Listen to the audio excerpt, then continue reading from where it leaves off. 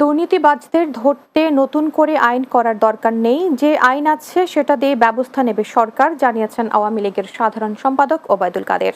তিনি বলেন, রোদে বসে কষ্ট করছে, কোনো কিছুকে যেতে দিচ্ছি না, কোনো কিছুকে মানছি না। এই করারতে আমরা যে বেনজিরের অঢেল সম্পদ দেখে হতবাক হাইকোর্ট হতবাক দেখে আমি রুমিন ফারানা হতবাক কেন? সুপ্রিয় দর্শক শ্রোতা, আসসালামু আলাইকুম। দেশ এবং প্রবাসে, দূরে এবং কাছে যে যেখান থেকে আমার এই ভিডিওটির সাথে সংযুক্ত হয়েছেন সকলকে আন্তরিক শুভেচ্ছা, অভিনন্দন। দর্শক, শুরু থেকে সংবাদ শিরোনাম দেখেছেন, এখন আপনাদেরকে দেখাবো বিস্তারিত। দর্শক, আজকের এই ভিডিওটি খুবই ইম্পর্টেন্ট এবং গুরুত্বপূর্ণ। আপনারা যারা আমার এই ভিডিওটির সাথে সংযুক্ত হয়েছেন সকলকে অনুরোধ করব পুরো ভিডিওটি কন্টিনিউ করবেন, তাহলে এমন কিছু তথ্য আছে আপনারা ভিডিওর শেষ অংশে দেখতে পারবেন। দর্শক, শুরু থেকে আপনারা যে ভিডিও ক্লিপটা দেখেছেন, সেতুমন্ত্রী ওবায়দুল কাদের সাহেব বলছিল দুর্নীতির বিরুদ্ধে কোনো টলারেন্স, জিরো টলারেন্স, কোনো কাউকে দুর্নীতির বিরুদ্ধে কাজ করতে দেওয়া হবে না এবং দুর্নীতির জন্য নতুন করে আইন ব্যবস্থা করতে হবে না, যে আইনে কেউ ছাড়া পায়। দর্শক, বেনজির আহমেদকে এই কথাই বলেছে। বেনজির আহমেদ যে দেশের যেখানেই থাকুক তাকে খুঁজে বের করে অবশ্যই আইনের আওতায় আনা হবে। তো এই ধরনের যে ঘটনা হাইকোর্ট রিট দিয়েছে, আমরা সেই ভিডিওতে দেখব এবং ওবায়দুল কাদের সাহেব কি বলেছিল বেনজির আহমেদকে নিয়ে, সেই ভিডিওটি আমরা এখন দেখব। চলুন আমরা সেই ভিডিওটি দেখি। একের পর এক এতে বিব্রত পুলিশ কর্মকর্তারা পরিবার স্বজন কিংবা বন্ধুদের কাছ থেকে প্রতিনিয়ত নানা প্রশ্নের মুখোমুখি হচ্ছেন বাহিনীর বিভিন্ন স্তরের কর্মকর্তারা। থানা থেকে সদর দপ্তর পর্যন্ত চলছে বেনজির কাণ্ড নিয়ে জোর আলোচনা। তবে ব্যক্তি বেনজিরের অপকর্মের দায় যাতে বাহিনীতে না পড়ে, সেজন্য তার অনিয়ম দুর্নীতির শাস্তি চান পুলিশের সৎ কর্মকর্তারা। সেই সাথে বেনজির পন্থীদেরও শাস্তি চান তারা। বিষয়টি নিয়ে জোর আলোচনা শুরু হওয়ায় পুলিশে বেনজির পন্থীদের এখন ঘুম হারাম। সাবেক আইজিপির বিভিন্ন অপকর্মের সাক্ষী পুলিশ কর্মকর্তাদের মাঝে দেখা দিয়েছে আতঙ্ক। আতাউর রহমানের রিপোর্ট, জানাচ্ছেন। দুর্নীতিবাজদের ধরতে নতুন করে আইন করার দরকার নেই, যে আইন আছে সেটা দিয়ে ব্যবস্থা নেবে সরকার, জানিয়েছেন আওয়ামী লীগের সাধারণ সম্পাদক ওবায়দুল কাদের। তিনি বলেন, দুর্নীতিবাজদের বিচার করার সাহস বিএনপির ছিল না, শেখ হাসিনার আছে। সকালে দলের কেন্দ্রীয় কার্যালয়ে যৌথ সভায় তিনি এসব কথা বলেন। বিস্তারিত বুলবুল আহমেদের প্রতিবেদন। সকালে রাজধানীর বঙ্গবন্ধু অ্যাভিনিউয়ে আওয়ামী লীগের কেন্দ্রীয় কার্যালয়ে দলটির কেন্দ্রীয় নেতাদের সাথে ঢাকা মহানগর উত্তর দক্ষিণ জেলা আওয়ামী লীগ এবং সব সহযোগী সংগঠনের সভাপতি সাধারণ সম্পাদকদের যৌথ সভা অনুষ্ঠিত হয়। এতে যোগ দেন আওয়ামী লীগের সাধারণ সম্পাদক ওবায়দুল কাদের। এ সময় তিনি বলেন, কাউকে সুযোগ দিতে এবারের বাজেট দেওয়া হয়নি। এ বাজেটের মাধ্যমে দুর্নীতির লাগাম টেনে ধরা হবে। এই বাজেটটা করা হয়েছে রাঘব বোয়ালদের লুটপাট বন্ধ করার জন্য, লুটপাটের জন্য। এই যে বিএনপি যে লুটপাটের রাজত্ব সৃষ্টি করেছিল এবং দেশকে ধ্বংসের দ্বার প্রান্তে নিয়ে গিয়েছিল, অন্ধকার গব্য থেকে শেখ হাসিনা এই দেশকে উদ্ধার করেছে।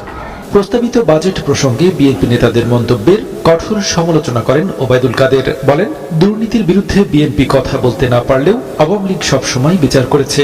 দু একটা বিচ্ছিন্ন ঘটনা ঘটছে, তাদের বিচার করার সৎসাহস বিএনপির ছিল না, শেখ হাসিনার আছে। সেই সৎসাহস আমাদের আছে। লুটপাট করে কেউ এখানে পারবে যেতে পারবে না। এ সময় বিএনপির অগ্নিসন্ত্রাস ও ষড়যন্ত্র মোকাবেলায় আগামীতে দলীয় নেতাকর্মীদের আরো সজাগ থাকার নির্দেশ দেন আওয়ামী লীগের সাধারণ সম্পাদক। রাজপথে আওয়ামী লীগ। বুলবুল আহমেদ, বাংলা টিভি, ঢাকা। দর্শক, আপনারা এতক্ষণে যে ভিডিও ক্লিপটা দেখেছেন, আমাদের ওবায়দুল কাদের সাহেব সেতুমন্ত্রী, উনি দুর্নীতির বিপক্ষে বেনজিরকে নিয়ে যে সমস্ত কথাবার্তা বলেছে, আশা করি আপনাদের হয়তো বা ভালো লেগেছে। আর যদি কোনো মতামত থেকে থাকে অবশ্যই আপনারা মূল্যবান মতামত কমেন্ট বক্সে কমেন্ট করবেন।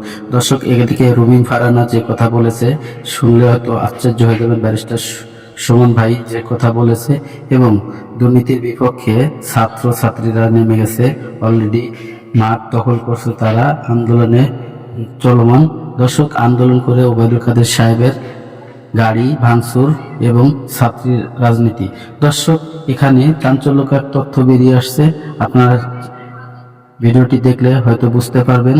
দর্শক, এখানে রুমিন ফারহানা যে কথা বলেছে তা চলুন আমরা সেই ভিডিও দুটি দেখে আসি। রুমিন ফারহানা এবং ছাত্ররা যে আন্দোলন করছে, ওবায়দুল কাদের সাহেবের গাড়ি ভাঙচুর করছে, আমরা চলুন সেই ভিডিওটি দেখি। তারপরে সম্পূর্ণ মতামত আপনারা অবশ্যই কমেন্ট বক্সে কমেন্ট করে জানাবেন। আমরা এটা করবো না, আমরা লাখ লাখ বেতন দিতেছি, এই টাকা থেকে বসে বসে খাচ্ছে, এই টাকা দিয়ে কিনতে পারলো না কেন, বিক্রি করলো কেন? আমাদের এত পরিশ্রম কষ্ট পরীক্ষা দিছি আমরা।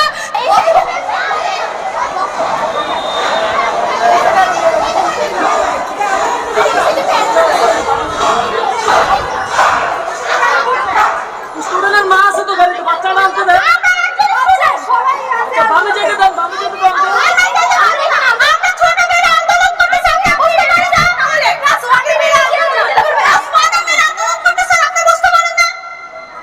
জানে যেতে দাও।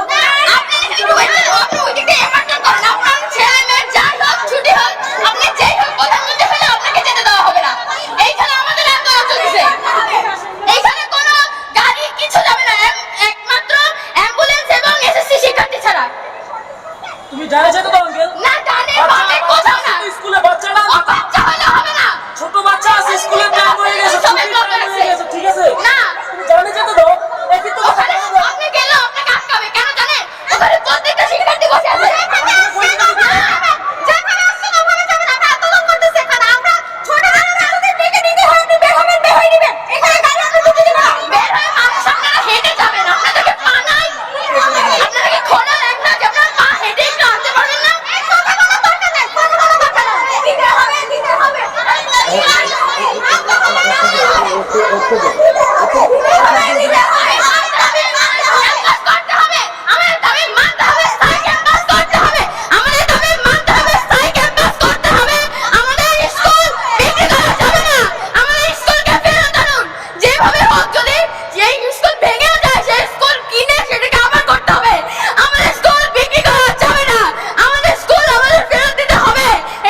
ভবিষ্যতের অনেক মূল্যবান একটা জিনিস, এটা আমাদের না থাকলে আমরা বড় হয়ে কোনো কাজ করতে পারবো না, রাস্তায় রাস্তায় পড়ে থাকবো। আমরা এটা করবো না, আমরা লাখ লাখ বেতন দিতেছি, এই টাকা থেকে বসে বসে খাচ্ছে, এই টাকা দিয়ে কিনতে পারলো না কেন, বিক্রি করলো কেন? আমাদের এত পরিশ্রম কষ্ট পরীক্ষা দিছি আমরা, অনেক কষ্ট করছি, আমরা বসে বসেও ছিলাম না, আমরা অনেক কাজ করছি, আমরা তাদের কথা মেনে চলছি, তাদের সম্মান করছি, তাদের সম্মানে স্পোর্টের সব জায়গায় নাম দিয়েছি, প্রথম স্থান দ্বিতীয় স্থান যাই হোক আমরা পাওয়ার অধিকার চেষ্টা করছি। অন্যান্য স্কুলকে হারায় আমাদের স্কুল অনেক নাম করছে, কিন্তু এখন যদি সেই নাম ধুলোয় মিশে যায় তাহলে তো আমাদের মান সম্মান সব চলে যাবে। কেন আমাদের শ্রেণী আমাদের স্কুল বিক্রি করতে দিব না, এটা কাউকে দিব না, এটা আমাদের অধিকার। তোমরা তো স্কুলে থাকার কথা, তোমাদের দাবিগুলো কি? তোমরা রাস্তা নেমে আমাদের দাবি হচ্ছে আমাদের স্কুল, আমাদের এখানে স্থায়ী ক্যাম্পাস করতে হবে, এটা যাতে কারো হাতে না দেয়, এই জন্য আমরা চাচ্ছি। শেষ বলি, আপনাদের যিনি শাখা প্রধান তিনি জানিয়েছেন আপনাদের স্কুলটি বিক্রি হয়নি এবং বিক্রি হয়েছে সে বিষয়ে তিনি জানিয়েছেন যে এইখান থেকে তারা স্থায়ীভাবে ক্যাম্পাস সরাচ্ছেন। আমরা ভাড়াটাই কেন থাকবো? অন্যান্য শাখা তো কেনা, অন্যান্য শাখা নিজের জমি, আমাদেরটা কেন ভাড়া থাকবে? আমাদেরটা কেন ভাড়া থাকবে? আমাদেরটা নিজেরটা হতে হবে।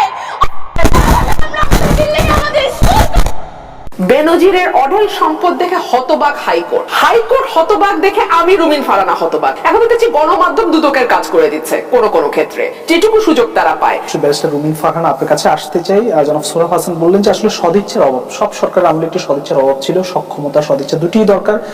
এবং অর্থনীতিকে আসলে এই দুর্নীতি কতটা ক্ষতিগ্রস্ত করে, আইনজীবী, আপনি একজন আইনজীবী, আপনি সেই দৃষ্টিকোণ থেকে কি বলবেন? আমি দুজনের কথার একটু একটু জবাব দিব। কাউসার ভাই বলেছেন যে এই তো হাওয়া ভবনে এত দুর্নীতি হয়েছে, কেউ তো ধরতে পারেনি।